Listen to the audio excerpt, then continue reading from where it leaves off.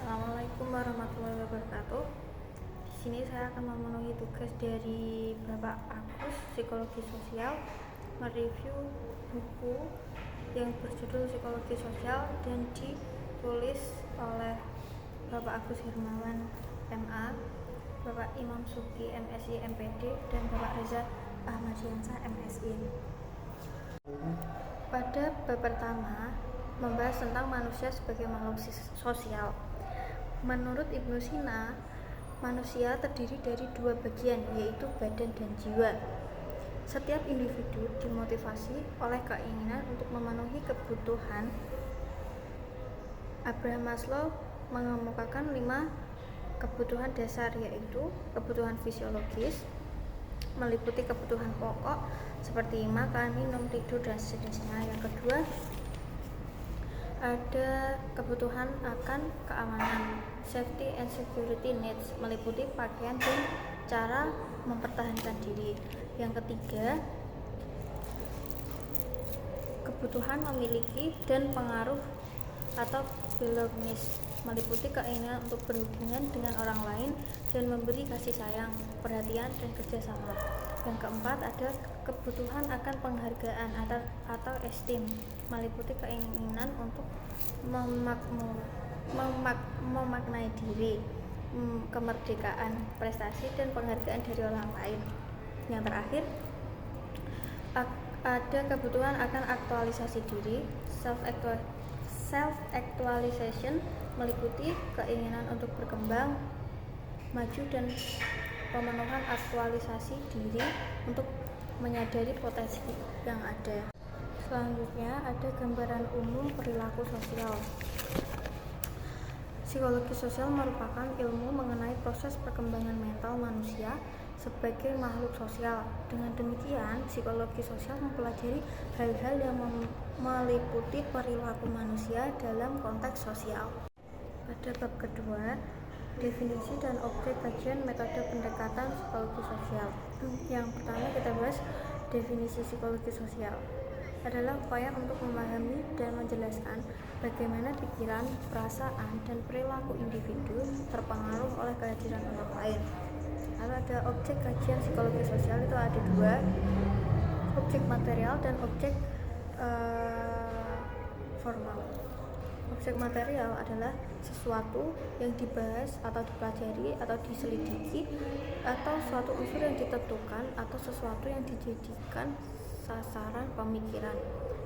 Objeknya adalah manusia, sedangkan objek kajian formal adalah memandang dan meninjau yang dilakukan oleh seseorang peneliti terhadap objek material. Dalam pendekatan dan metode psikologi sosial, ada beberapa metode penelitian yang bisa digunakan dalam psikologi sosial. Yang pertama ada metode induktif, kedua ada metode deduktif, dan ketiga ada retroduktif, yang terakhir ada metode abduktif.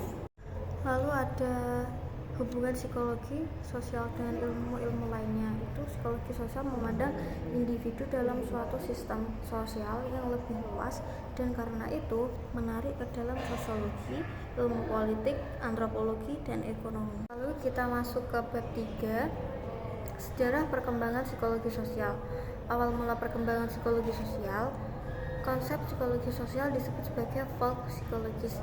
Pada tahun 80-an terbentuk sebuah jurnal yang mengupas masalah teoritis dan faktual.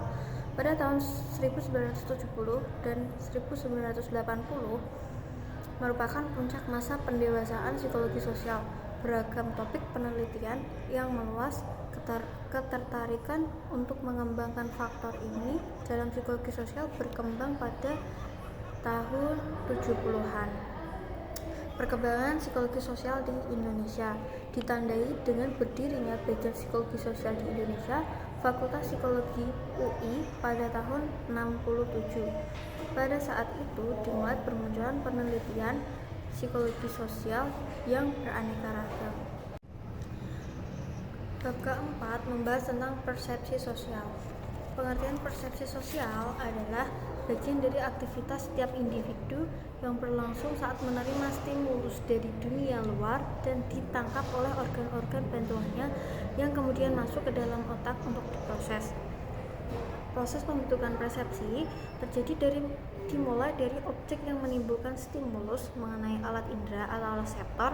Proses stimulus mengenai alat indera merupakan proses kealaman atau proses fisik. Stimulus yang diterima oleh alat indera diteruskan oleh syaraf sensori ke otak. Lalu proses persepsi sosial sebagai semacam proses yang relatif nasional dalam mengambil informasi tentang orang lain dan mengorganisasikannya berdasarkan prinsip tertentu.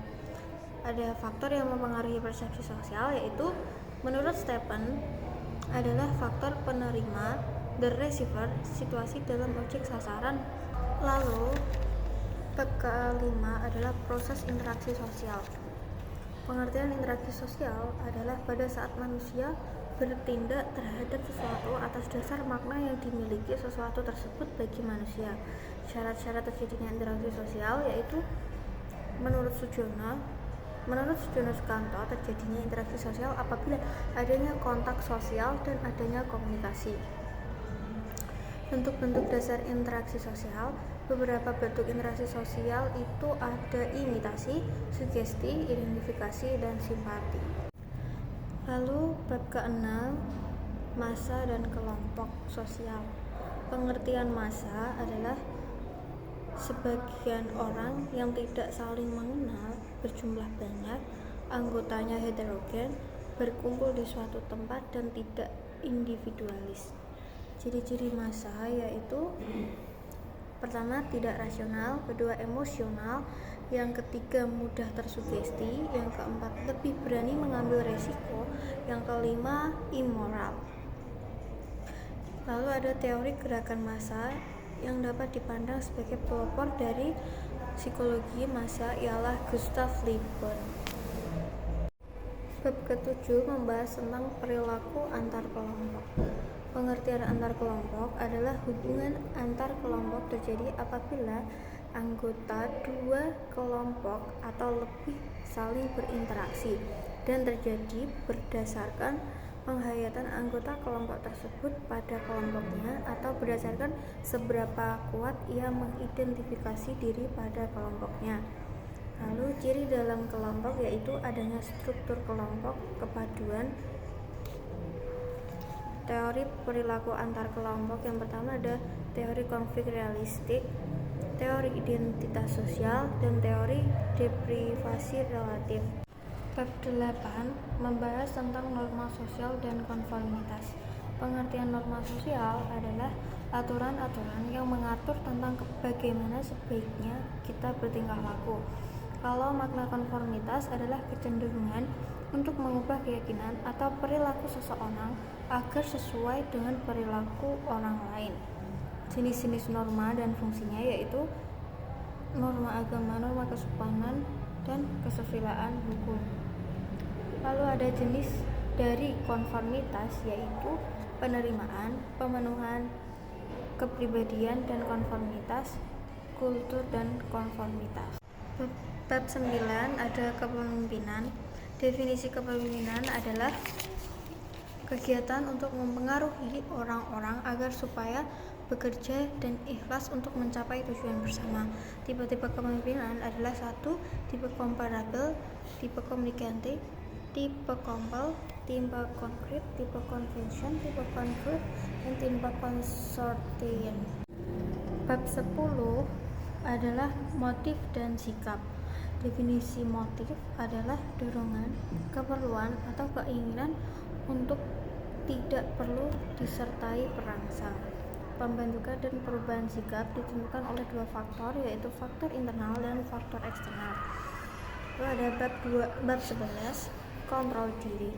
Pengertian kontrol diri merupakan suatu kecakapan individu dalam kepekaan membaca situasi dan lingkungannya serta kemampuan untuk mengontrol dan mengelola faktor-faktor perilaku sesuai dengan situasi dan kondisi untuk menampilkan diri dalam melakukan sosialisasi.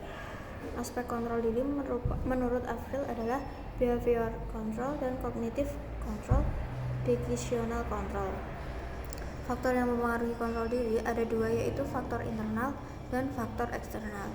Bab 12, Hubungan anak dan orang tua di masa milenial. Yang A, era digital. Andriani 2018 mengungkapkan bahwa media sosial sebagai salah satu media online di era digital yang memungkinkan para pengguna dapat berpartisipasi untuk menciptakan dunia sendiri bagi para penggunanya. Media sosial seakan telah menjadi kebutuhan primer bagi masyarakat era modern. Anak di masa milenial, di dalam pola kepribadian dasar seseorang terbentuk pada tahun-tahun pertama kehidupan. Adanya pengalaman yang kurang mendukung yang menimpa diri seorang anak pada masa mudanya akan memudahkan timbulnya masalah gangguan penyesuaian diri di kelak kemudian hari. Bab 13 membahas tentang pengambilan keputusan. Pengertian pengambilan keputusan adalah suatu proses mendapat hasil untuk memecahkan suatu masalah melalui proses berpikir yang logis dengan mempertimbangkan beberapa alternatif yang memiliki pengaruh negatif maupun positif. Pengambilan keputusan individu itu bisa meliputi direktif, analitis, konseptual, dan behavioral. Lalu pengambilan keputusan dalam kehidupan nyata itu dialog penalaran, buah pikiran, argumen dan hominem, dan argumen yang menggunakan paksaan dan kekuatan, dan menggunakan kekuasaan dan ketenaran, argumen mayoritas pasti benar, dan yang terakhir argumen manusia jernih. Pengambilan keputusan kelompok terdapat 5 model aturan, yaitu unanimity, majority wins, third wins, two-third, majority, first shift. Bab terakhir adalah psikologi terapan sosial. Psikologi sosial dapat didefinisikan sebagai bidang ilmiah yang berusaha untuk memahami sifat dan penyebab individu dan berperilaku dalam situasi sosial. Ada beberapa jenis psikologi terapan di bidang lingkungan. Psikologi sosial di bidang peradilan adalah psikologi forensik, adalah bidang yang berkenaan dengan hubungan antara psikologi dan hukum, digunakan pada saat pembuatan keputusan legal dan aspek operasi keadilan. Psikologi lingkungan tumpang tindih dengan bidang-bidang utama dari psikologi rekayasa yang lazim serta bidang-bidang dari konsumen. Kelebihan dari buku ini, pembaca dapat memahami gambaran umum tentang psikologi sosial dan sangat jelas materi-materi yang disampaikan pada buku ini. Kekurangannya adalah mungkin cover kurang menarik untuk pembaca. Terima kasih. Wassalamualaikum warahmatullahi wabarakatuh.